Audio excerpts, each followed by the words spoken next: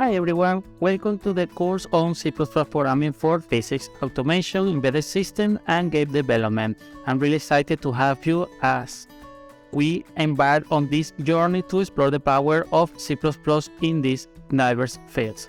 I'm your instructor, Luis Hernandez, and in this course, we learn the fundamentals of C++ programming and how it can be applied in real-world scenarios.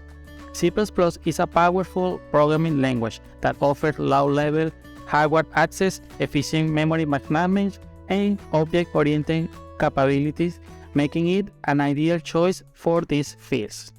Now, to get started writing code on C++, you need first to set up your development environment, create a C++ files, write your code, and then we need to pass it to an executable file using a compiler. Machine code is a low-level representation of the code that the CPU can understand.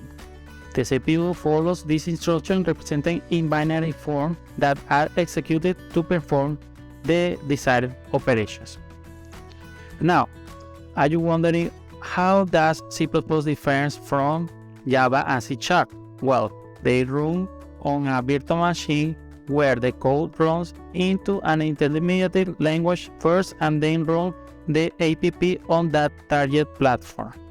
C++ is a native language where the compiler produces machine code for that target platform.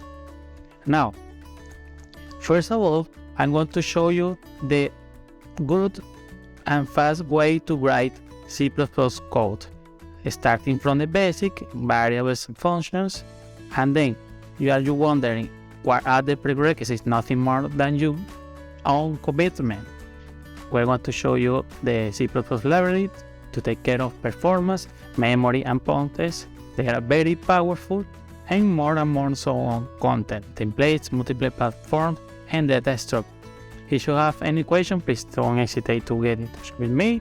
And then thanks again. Let's dive into the very basics.